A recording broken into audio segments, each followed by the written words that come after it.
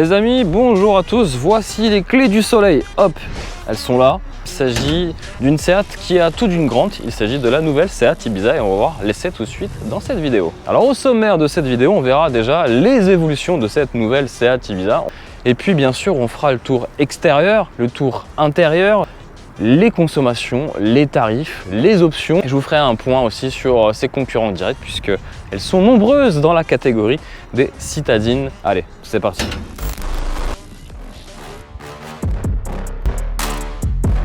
Voici les clés du soleil. Il s'agit de la version restylée de la Seat Ibiza.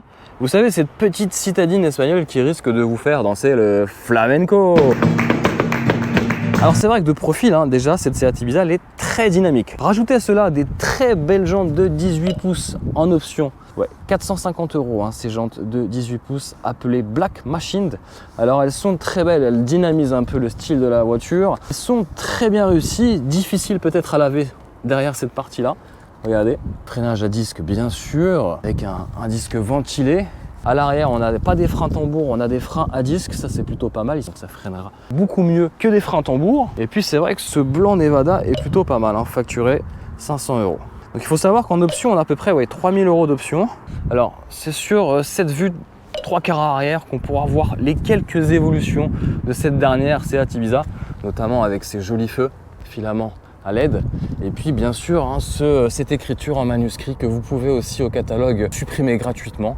Ça sera à faire sur le bon de commande, mais je trouve que ça rajoute un petit style. Et puis 2 sorties d'échappement, mais bien sûr, regardez, ce sont des fausses sorties d'échappement. Bon, ça je pense que la mode des fausses sorties d'échappement est en train de se terminer. Bon, c'est beau, ça ne sert à rien, mais visuellement, ça permet entre guillemets d'asseoir un peu plus, de rendre plus sportive la voiture, même si c'est fake. Oui, c'est fake. Alors un travail a été fait légèrement sur les optiques de phare à l'avant, LED de série maintenant sur toutes les finitions. Ici c'est du full LED, une calandre avant reconnaissable, pareil, si vous occultez le logo Seat, on voit bien que c'est une Seat. Alors après, est-ce que c'est une Seat Ibiza ou une Seat Leon? C'est pas aussi flagrante, c'est surtout une différence de taille, mais c'est vrai qu'on dirait une mini Seat Leon, cette Seat Ibiza. Plus dynamique qu'une Polo par exemple, un gabarit qui fait à peu près 4 mètres de longueur, donc un bon gabarit de citadine. On est sur une finition déjà qui n'est pas du tout une finition d'entrée de gamme. La finition d'entrée de gamme, elle vaut 16 490 € avec un petit moteur. 80 chevaux, 90 chevaux en finition référence. Ici, nous avons pas le must en termes de finition. On a la version FR, il y a la version FR exclusive qui, elle, se facture 10 000 € de plus. Donc sur la plus basse des motorisations, vous rajoutez 10 000 € de finition. Ça commence à grimper au niveau facture. Sans option, ce modèle que vous voyez sous vos yeux, qui est très beau, très sportif, très dynamique, se situe plutôt autour des 25 560 €. On est sur une finition FR, ça vous savez. Voilà, on a terminé le tour extérieur du propriétaire de cette nouvelle Seat Ibiza. N'hésitez surtout pas à débattre, à commenter au fur et à mesure de la vidéo. En bas en commentaire, à me dire ce que vous pensez déjà de cette nouvelle Seat Ibiza, des prix, des options, si vous aimez bien la couleur, les jantes, etc. Ou même si vous avez des questions, j'y répondrai avec plaisir en commentaire. Allez, la suite de l'essai. Bon, sur la partie habitabilité, on va faire ensemble le point. Alors, très simplement, on a un coffre, c'est déjà génial, super. Et le coffre s'ouvre comment? Ici. Voilà. Bon, accrochez-vous bien, on a à peu près... Hop, je vais enlever le filet de maintien, ce qui est pratique aussi pour ranger. Alors, on peut... Hop, regardez, hop, j'ai rebaissé un peu plus d'un niveau le coffre, ce qui m'amène à vous dire qu'on a à peu près, même pas on a à peu près, on a 355 litres de volume de chargement, tout simplement. Et ça, c'est plutôt aussi une bonne nouvelle, c'est presque mieux, c'est 4 litres de mieux qu'une Polo, et c'est aussi 25 litres en moins qu'une Seat Leon. Donc c'est pour vous dire que quand même, on a un beau volume de coffre pour une citadine. On passe à l'arrière, on va voir un petit peu si elle fait mieux en termes d'habitabilité. Alors, bon, moi j'ai une conduite très spéciale, c'est que je recule mon siège. Bon, je vais passer de l'autre côté. Donc, hop, je m'installe à bord. Bon, écoutez, c'est presque surprenant. Je m'attendais à plus de difficultés à bord. Écoutez, j'ai vraiment de la place devant les genoux. Au-dessus de la tête, franchement, c'est nickel. C'est moins confortable, je dois vous l'avouer, qu'une Polo. Mais honnêtement, c'est pas du tout inconfortable. Donc, 2 adultes pourront facilement s'installer à l'arrière de cette Seat Ibiza. Donc une habitabilité qui reste inchangée par rapport aux anciennes générations, mais qui se positionne dans la bonne moyenne haute de la catégorie. Donc un autre bon point. Bon, on va parler un petit peu des concurrentes quand même, puisqu'elles sont quand même nombreuses hein, sur le marché des citadines. On va commencer déjà par les 4 premières qui occupent le marché français. Ce sont bien sûr les françaises.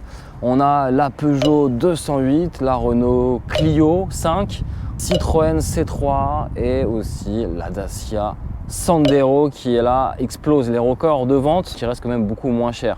En termes de tarification, on va plus s'approcher d'une Peugeot 208 ou d'une Clio ou d'une Polo, étrangement soit-il. C'est vrai qu'elle est quand même plutôt bien équipée. Pour remettre dans le contexte, hein, la Seat Ibiza elle a une position pas facile en France puisqu'elle occupe seulement la 12e place hein, sur le marché des citadines, tandis que la Polo occupe la 6e place. Donc il y a encore de la marge à faire pour Ibiza pour se faire une place parce que la concurrence, comme je vous le disais au début, est très très rude.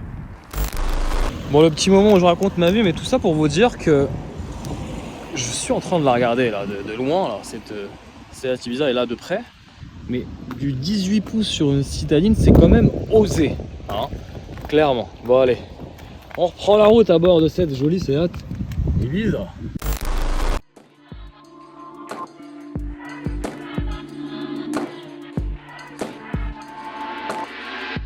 C'est parti, je vous embarque à l'intérieur de cette nouvelle Seat Ibiza.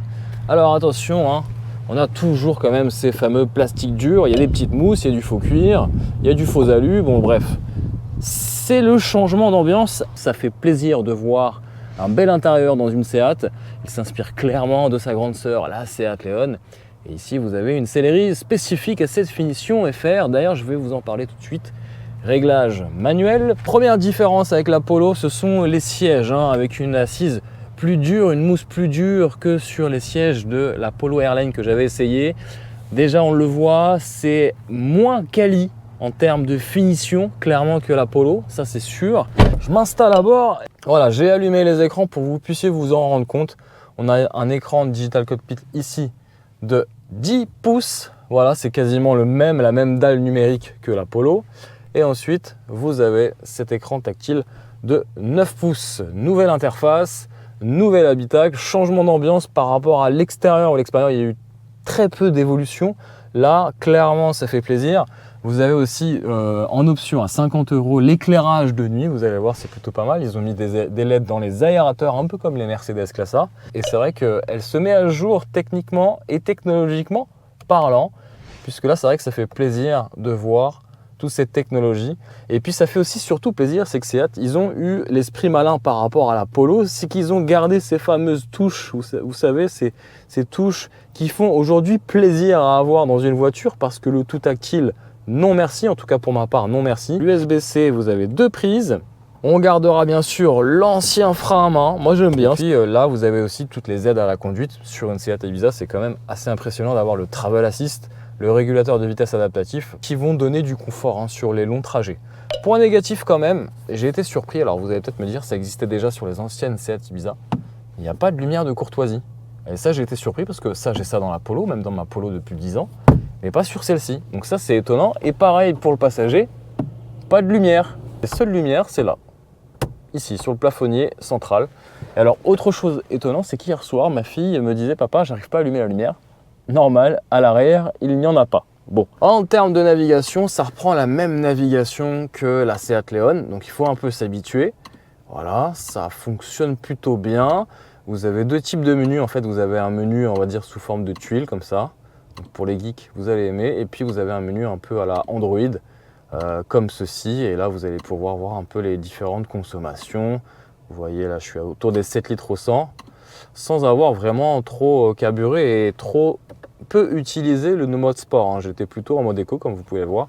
Pareil, on peut mettre aussi le mode individuel qui va agir sur la direction, le moteur, 3 niveaux de réponse moteur, la CC, donc ça c'est, je crois que c'est le régulateur adaptatif, et la climatisation en mode éco si on veut gagner quelques gouttes de carburant tout simplement.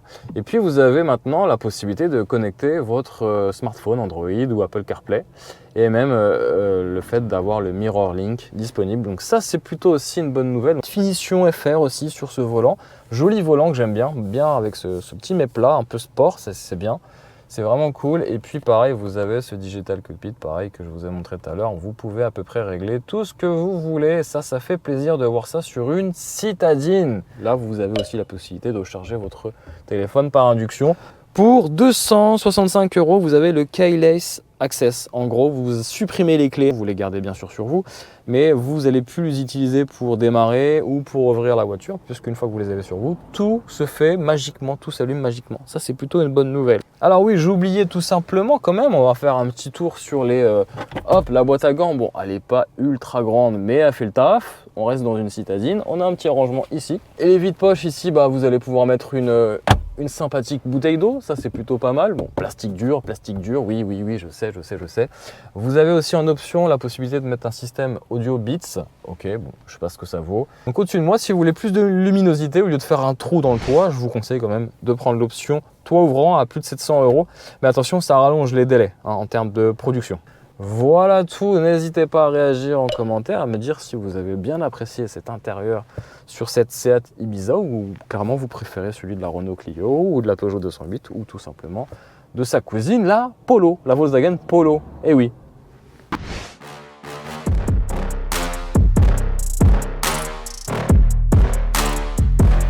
Ok, bon, alors on va ouvrir le capot moteur, mais surtout je vais démarrer le contact, on va écouter un petit peu ce 3 cylindres. Voilà. Alors écoutez, il est assez discret. Alors écoutez un petit peu, là il est moins discret. Le travail d'insonorisation lorsqu'on est à l'intérieur, on l'entend très peu. Le claquement du 3 cylindres, vous savez, c'est un claquement assez particulier. Tous les 3 cylindres claquent comme un diesel. Là, cette fois-ci, ils ont quand même bien maîtrisé les bruits parasites. Il s'agit d'un moteur 3 cylindres, le fameux 1 litre TSI qu'on retrouve exactement sur la Polo, sur l'Audi A1. Il fait 110 chevaux, il fait 200 Nm de couple et les performances sont, on va dire, dans la moyenne de la catégorie puisqu'on atteint les 100 km/h en 10 secondes et une vitesse max, attention, accrochez-vous, 195 km/h. Voilà, j'ai fait le tour de ce moteur, il n'y a rien d'autre à dire, c'est le fameux 1 litre TSI qu'on connaît très bien dans le groupe Volkswagen. Bon les amis, pour commencer la journée en Seat Ibiza, rien de mieux qu'un petit test d'accélération. On va se mettre en mode sport, on va changer l'affichage du Digital Cockpit. Hop, c'est parti, vous êtes prêts? Allez, go!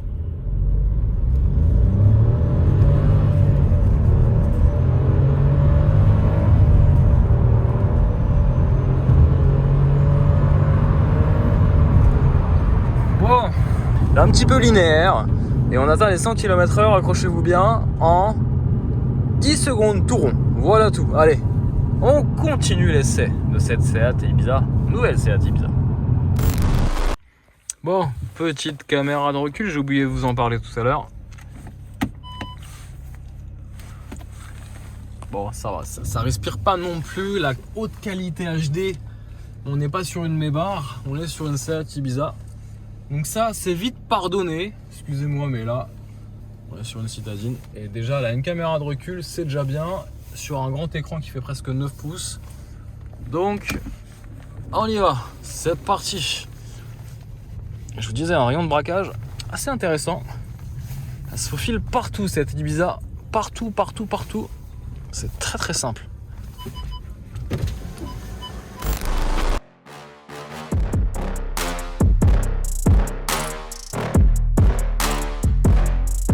Vous dire un petit peu mon avis sur le comportement routier. Bon, déjà, la pédale de frein est un peu sensible dès les premiers niveaux. Alors ça c'est une question d'habitude. Et puis, voilà, bon, les relances, vous avez tout compris. On va parler plutôt comportement routier. Donc un feeling avec la route un peu plus intéressant qu'une Polo, beaucoup plus intéressant qu'une Peugeot 208, même si ça vous étonne. Donc la Seat Leon, on va dire qu'elle va cultiver aussi sa différence par un esprit un peu plus dynamique. Elle sera moins confortable et un peu plus dynamique sur route. Voilà tout.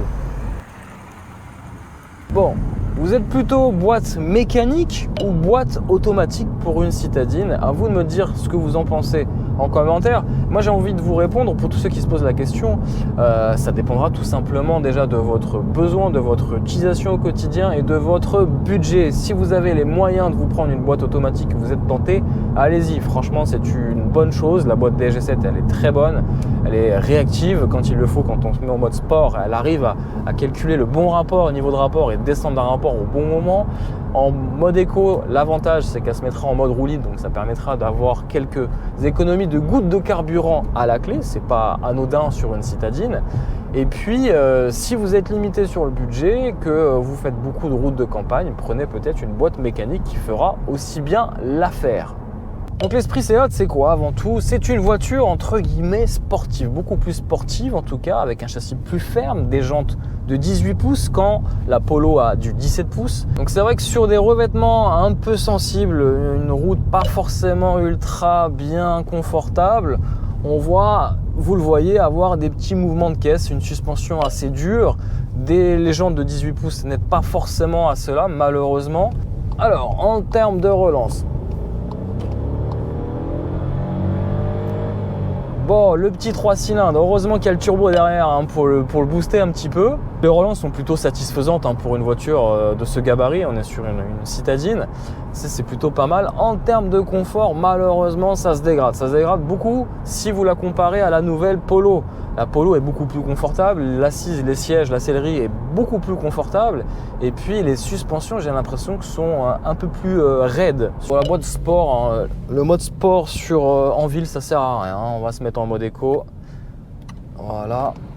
Alors, c'est vrai qu'elle se manie plutôt bien. Le rayon de braquage est assez satisfaisant. C'est plutôt pratique pour faire des manœuvres en ville. Avec son petit gabarit, franchement, il n'y a pas de souci. La petite caméra de recul aussi qui aide à manœuvrer facilement. Autre bon point. On va faire un peu le point consommation si ça vous dit. Les consommations, c'est à la fois positif et négatif. On a 110 chevaux, on est sur une citadine. Je m'attendais vraiment à être sur du 5 litres. Et on est plutôt sur du 6 voire 7 litres au 100. Tout dépendra de votre conduite, de votre utilisation. Sur un petit 6,5 litres au 100 avec une autonomie qui se rapproche des 550 voire 600 km. Bon, en termes de motorisation, est-ce que les 110 chevaux sont suffisants? Bien sûr qu'ils sont suffisants. N'ayez crainte, les dépassements se feront dans une totale douceur avec un petit punch, un petit boost du turbo. Donc ça, c'est plutôt une bonne nouvelle.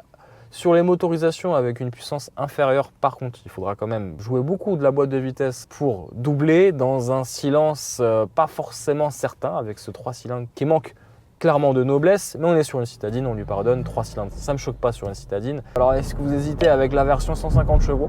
Peut-être, à vous de voir si vous avez besoin de plus de puissance. En tout cas, moi, c'est tout à fait convenable, mais largement pour une citadine.